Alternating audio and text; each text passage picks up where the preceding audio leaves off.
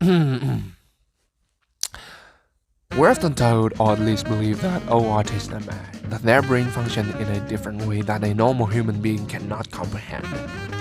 So, does that mean I am not a human? Oh, shut up, Vine. Your brain works just fine, like everybody else. Oh yeah? How so? Well, they're just creative. How can that make artists not human?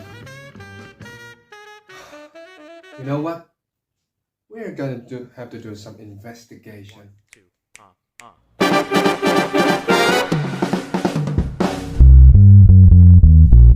Long story short, I got a job to work at a book publishing unit as an intern content marketer so I can have the access to almost every book in the market before they even get on the shelves.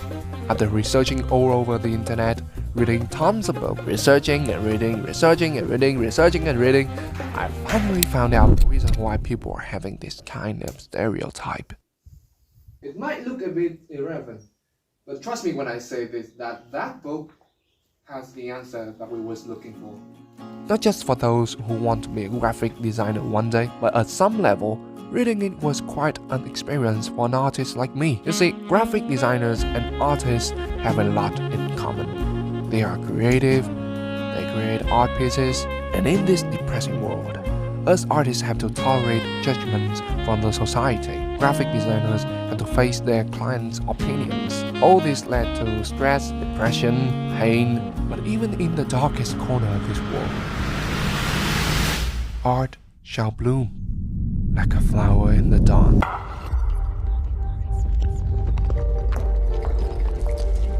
The fact is, this kind of art is too gorgeous, which it became the reason why they tagged a label for the artists. That we are mad, that we are not normal people. And so they think that an artist's brain works differently from a human's. In Chapter 2, Part 1 of this book, it is time for designing major to talk about mental health. In Vietnam, about 30% of the population is found to suffer from mental disorders, of which depression accounts for 25%. Each year, the number of depressed patients committing suicide ranges from 36,000 up to 40,000 people. These are just numbers representing individuals with diagnosed depression. But in reality, the number of patients with mental illness may actually be higher. It is undeniable that mental health problems are extremely serious. Artistic inspiration could come from anywhere, and mental illness can also be a source of creative stimulation. According to a study conducted by Stanford University, patients with bipolar disorder show higher levels of creativity than normal people, and they also exhibit some characteristics commonly found in other creative people. However, the illness itself makes it impossible for them to work while they are having it, and they can only rely on their illness experiences to turn them into creative works when the symptoms have subsided or disappeared.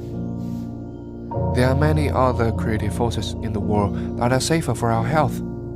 So there's no reason for us to seek and depend on illnesses only then to sacrifice our mind.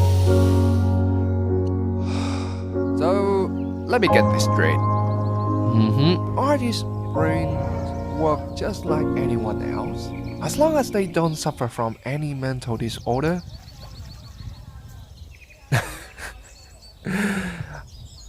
I wouldn't say that is totally wrong, but the fun fact is, we're all artists at what we do.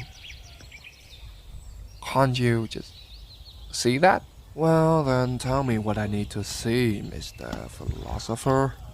If you really think about that, teachers are artists when they can perform lessons for their students in a fun, creative, interesting, and comprehensible way. Architect, what about them? Every single construction designed from them is a work of art.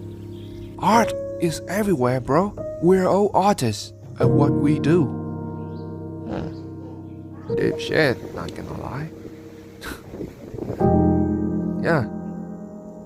I guess we're all artists, yeah. Yeah, exactly. We're all artists at what we do.